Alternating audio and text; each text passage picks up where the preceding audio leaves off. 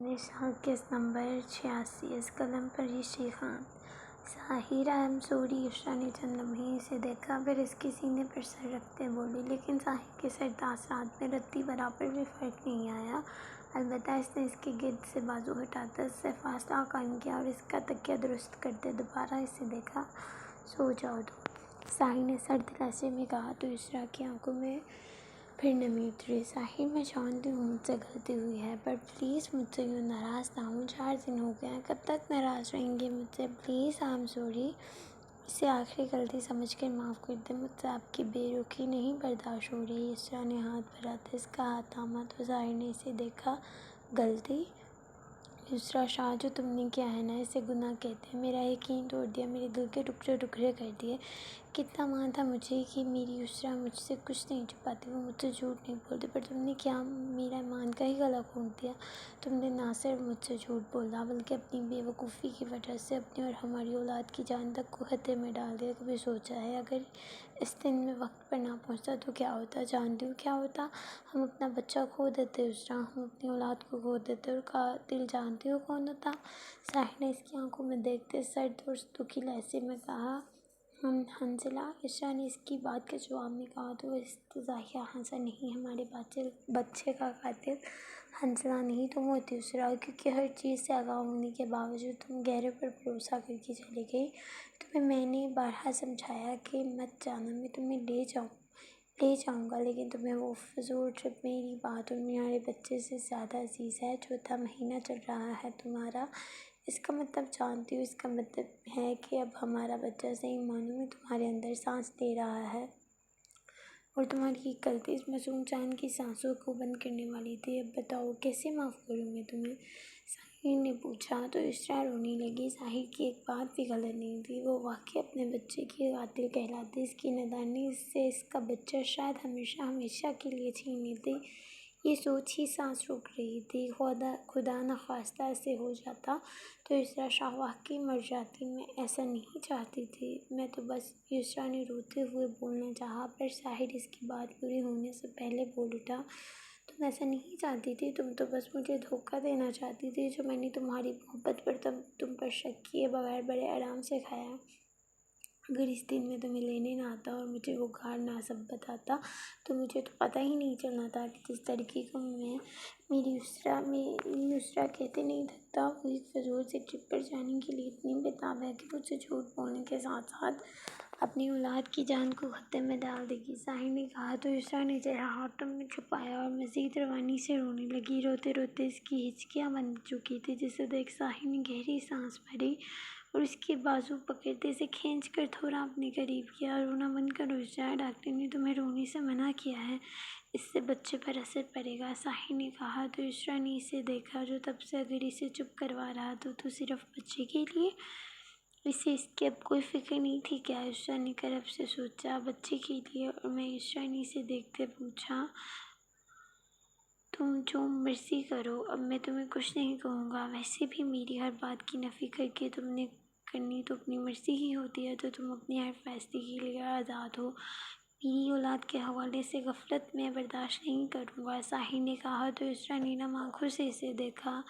ساحر، آپ ایسا کیوں کہہ رہے ہیں؟ یسریٰ نے اس کے قریب ہوتے اس کی شرٹ کو مٹھیوں میں جکڑتے پوچھا، کیونکہ شروع سے یہی تو ہوتا رہا ہے کہ تمہیں میں کسی بات سے روکتا ہوں اور تم اڑ کر وہی کام کرتی ہو، یہاں تک کہ شادی سے پہلے بھی تمہیں ہزاروں بار منع کیا کہ اکیلی کیب کا سفر نہ کیا کرو، پر تم کرتی تھی، جیسے میں تمہاری محبت میں درگزر کر دیتا تھا، پر میں نے تمہیں کہا لڑکوں سے مت جھگڑا کرو، پر تم نے کیا؟ نتیجہ کیا نکلا؟ وہ حنظلہ تمہارے پیچھے پڑ گیا، جس سے نہ صرف تمہاری بلکہ میرے بچے کی جان بھی خطرے میں پڑی۔ تمہیں جتنا مرضی سمجھاؤں، جو مرضی کہوں، جب کرنی تم نے اپنی ہی مرضی ہے تو بہتر ہے اب سے میں تم پر کوئی روک ٹوک نہ کروں، تمہارے دل میں جو آتا ہے کرو، پر اپنی اولاد پر کمپرومائز میں برداشت نہیں کروں گا یسریٰ شاہ، ساحر نے اس کی آنکھوں میں دیکھتے سرد و سپاٹ انداز میں کہا تو یسریٰ اسے دیکھنے لگ گئی، جسے اب اس کی کوئی پرواہ نہیں تھی۔ کیا اب آپ کو میری پرواہ نہیں ہے؟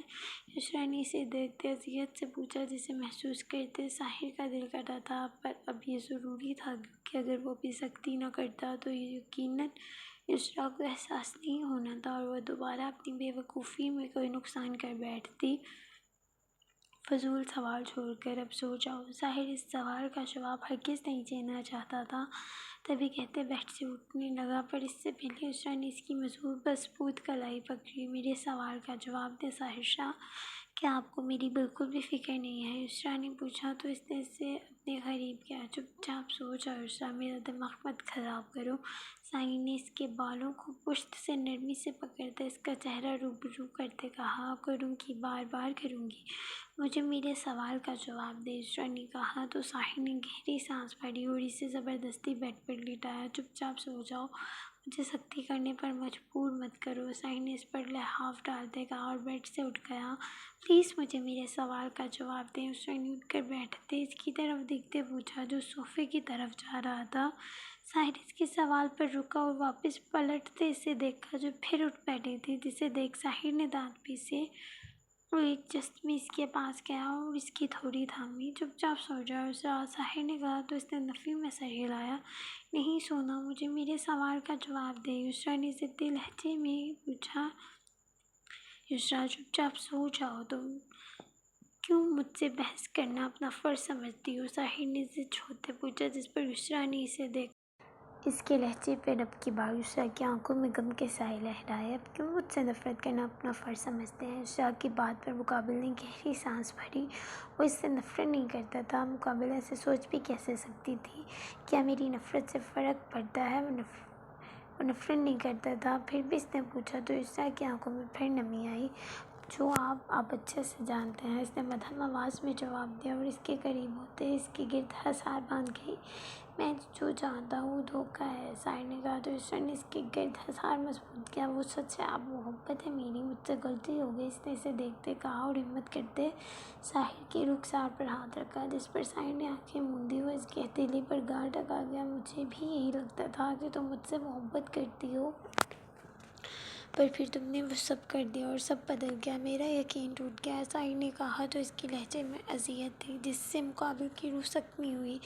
وہ اپنے ظاہر کو کتنا ہرٹ کر چکی تھی، کیا معافی نہیں مل سکتی تھی؟ یسریٰ نے امید سے پوچھا۔ نہیں، اب سو جاؤ، مجھے بار بار وہ باتیں یاد کروا کر اذیت مت دو، ظاہر نے اسے فاصلہ قائم کرتے کہا تو یسریٰ نے سر جھکایا۔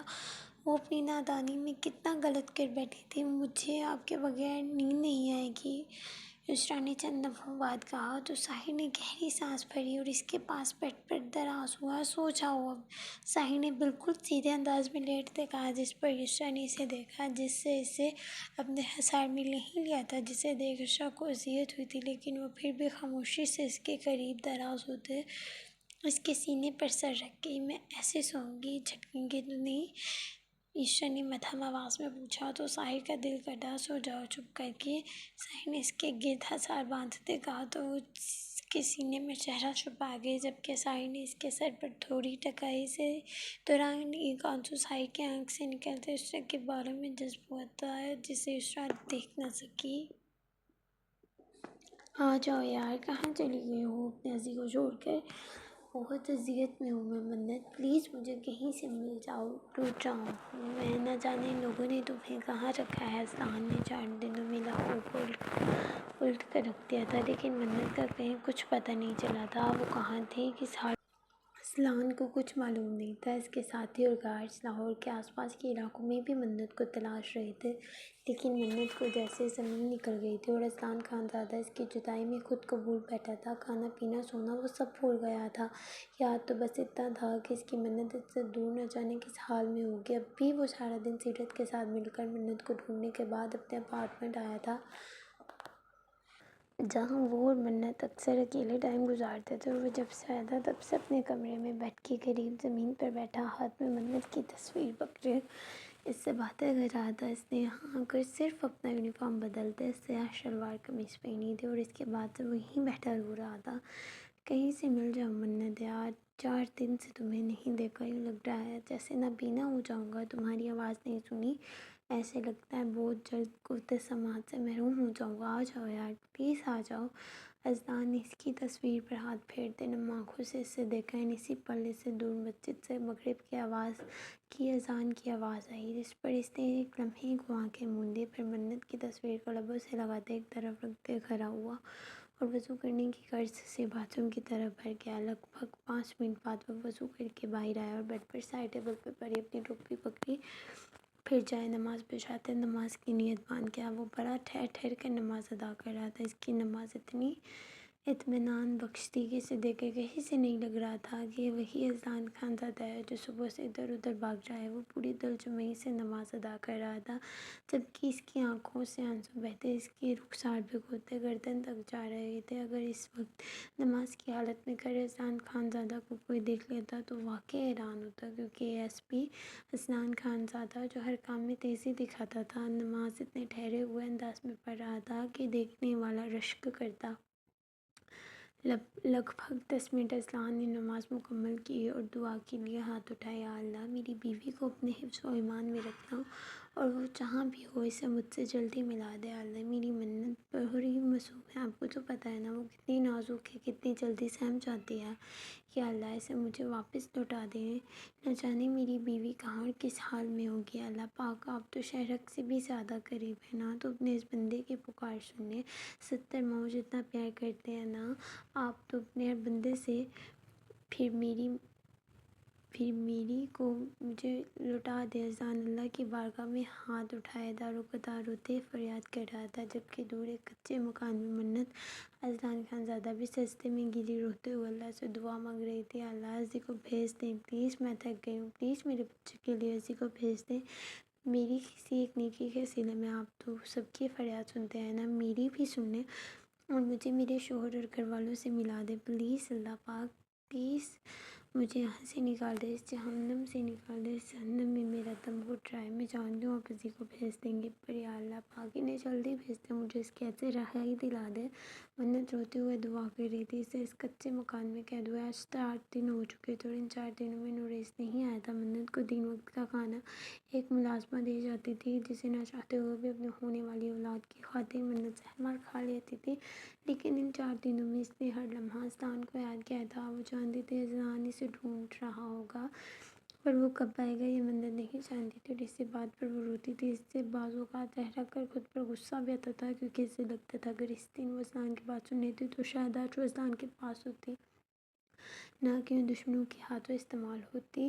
پر اب کیا ہو سکتا تھا، وہ اپنے شوہر پر شک کرنے کی غلطی کر چکی تھی، اب اسے اس بات کی سزا اس قید اور اذان سے دوری کی صورت مل رہی تھی۔ وہ دونوں ہی طرف رہتے، ایک دوسرے کے لیے، ایک دوسرے کے ہزاروں لمس کے لیے، دونوں ایک دوسرے سے دور تھے اور ایک ایسی سزا کاٹ رہے تھے جس کی غلطی کا انہیں معلوم ہی نہیں تھا۔ نہ جانے دونوں کے نصیب میں کیا لکھا، نہ جانے دونوں نے کب ملنا تھا، یہ تو وقت طے کرنا تھا۔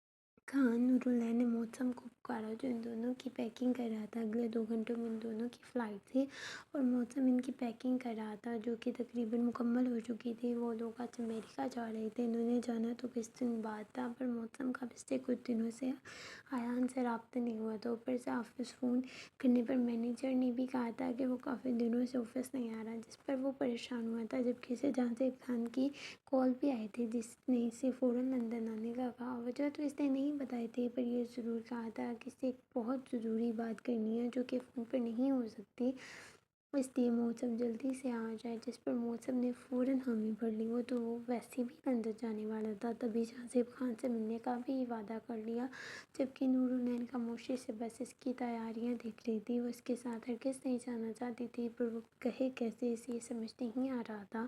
پچھلے کچھ دن سے موسم کا اس کے ساتھ رویہ سر نہیں تھا، بلکہ وہ بڑے آرام سے اس سے بات کر رہا تھا، یہاں تک کہ اس کے ساتھ وقت بھی گزار رہا تھا، پر نور العین کو اس کی موجودگی میں سکون نصیب نہیں ہوتا تھا۔ تب بھی وہ بس اس کے پاس بیٹھنے پر بھی سہمی سی بیٹھی رہتی تھی، جسے موسم نے بھی نوٹ کیا تھا۔ آج بھی صبح سے وہ اس کے ساتھ تھا، جس پر نور العین بس خاموش تھی، اور اس خاموشی کی ایک وجہ یہ بھی تھی کہ کل ارحان اسے لینے آیا تھا، پر موسم نے اسے گھر جانے ہی نہیں دیا۔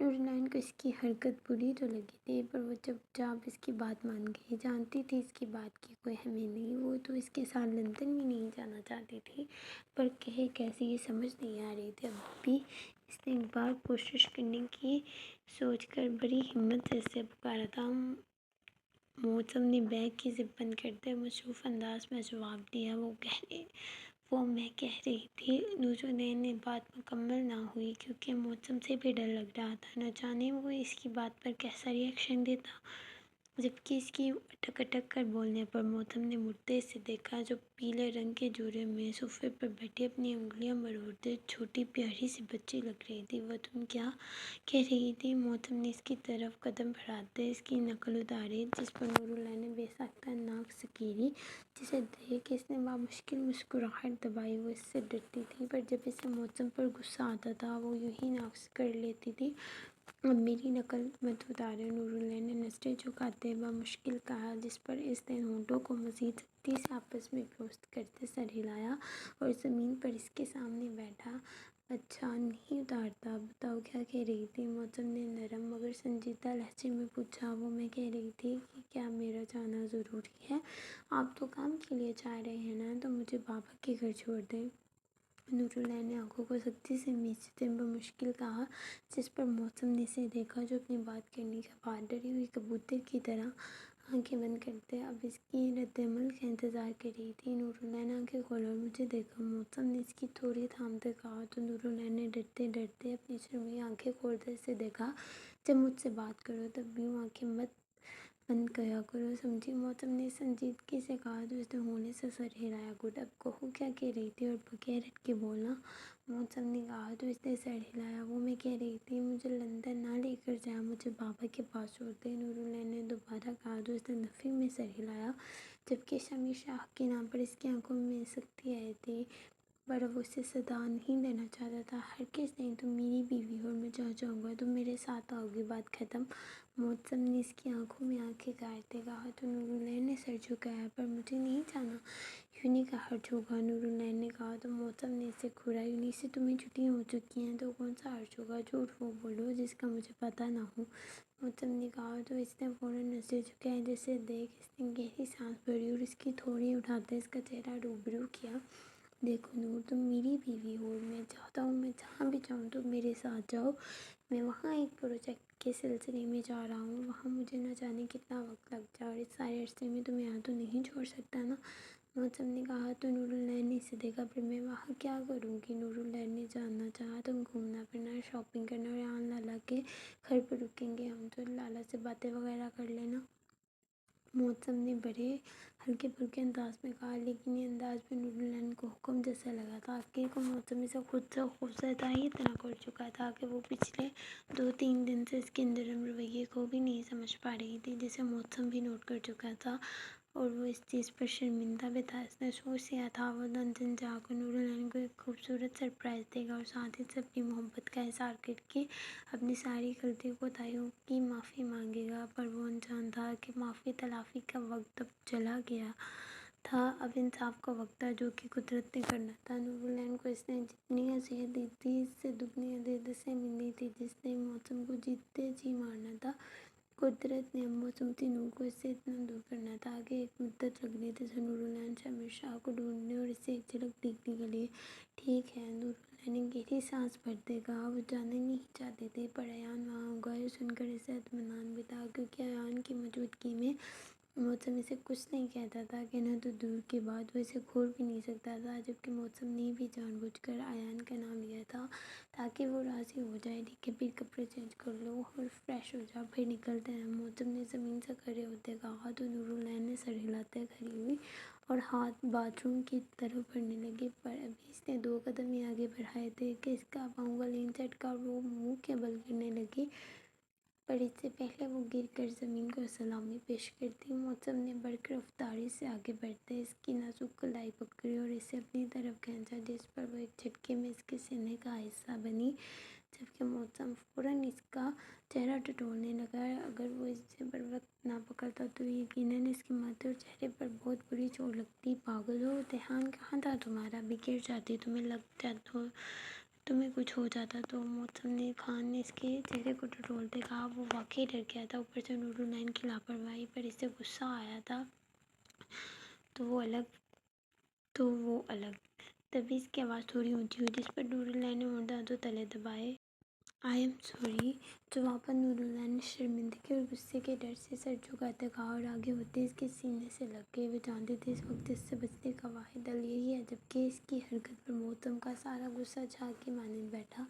وہ پل میں موم کا ڈھیر بنا تھا، وہ بھی لاپرواہ بنا ہوا تھا، پر اسے کچھ ہو جانے کا خیال اس کی سانس روک گیا تھا۔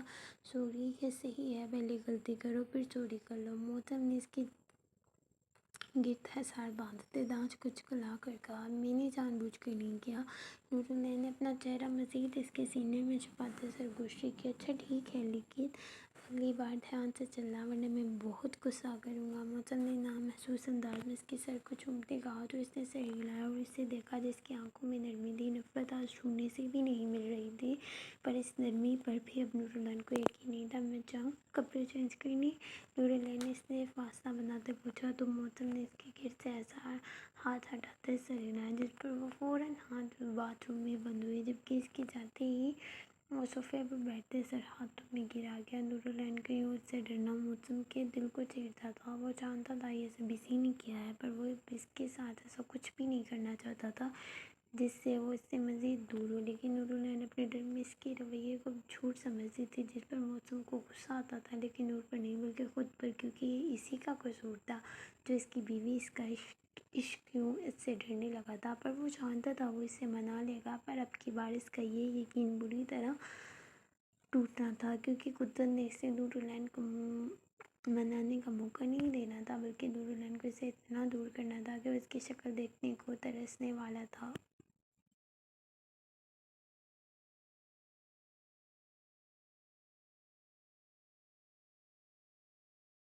السلام علیکم، آئی ایم بیک اگین۔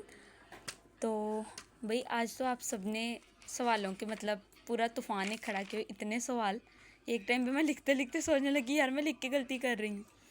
خیر، میں نے سوچا کہ ہم جو اپنے سوالوں کا یہ سیشن ہے چھوٹا سا، اس کو ہم نام دیتے ہیں، تو میں نے اس کا نام رکھا ہے ریشیس چٹ چیٹ سیشن، کیونکہ اس میں صرف باتیں ہوتی ہیں۔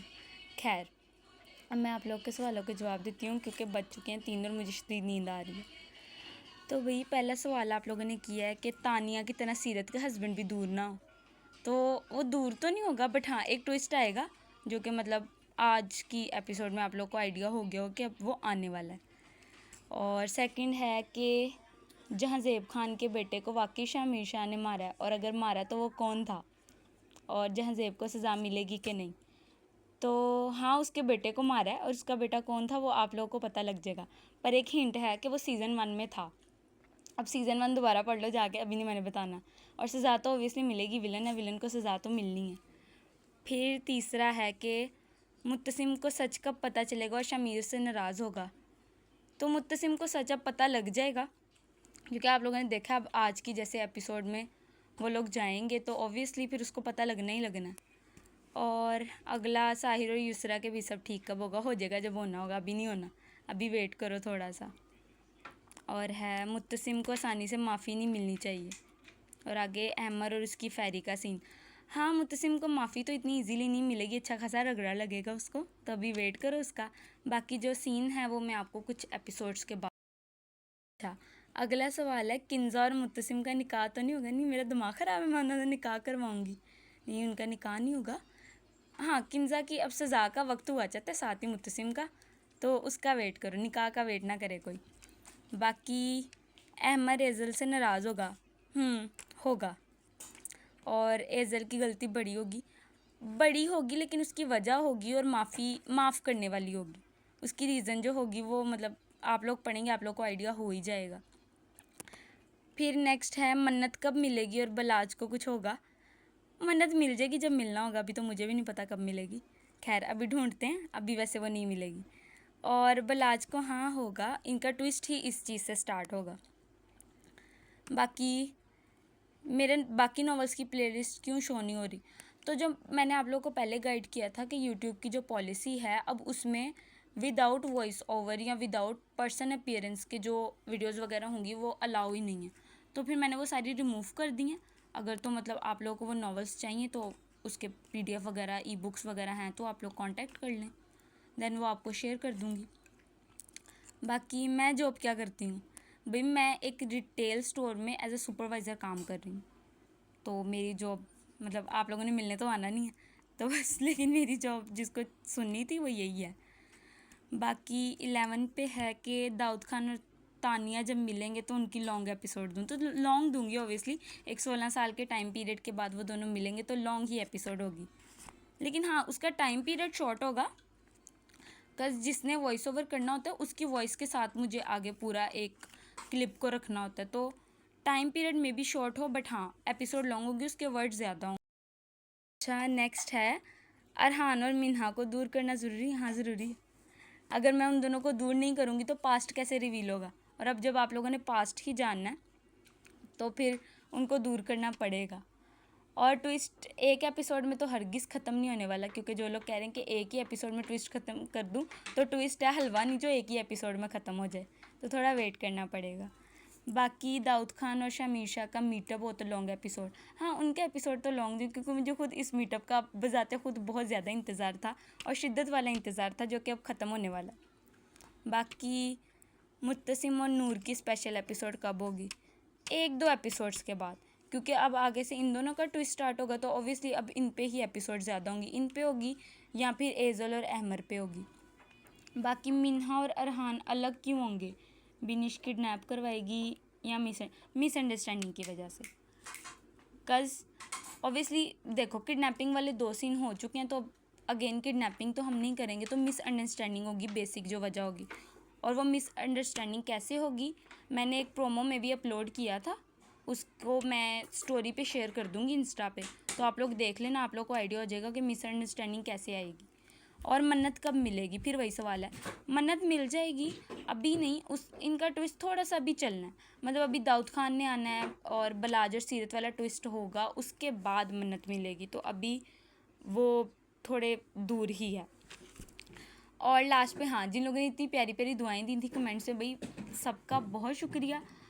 और ऑब्वियसली मुझे आप सबसे बहुत प्यार है जैसे आप सबको है, तो अब और बातें मुझे नहीं आ रही, खैर फिर मैं जा रही हूँ, अल्लाह हाफिज़, बाय बाय।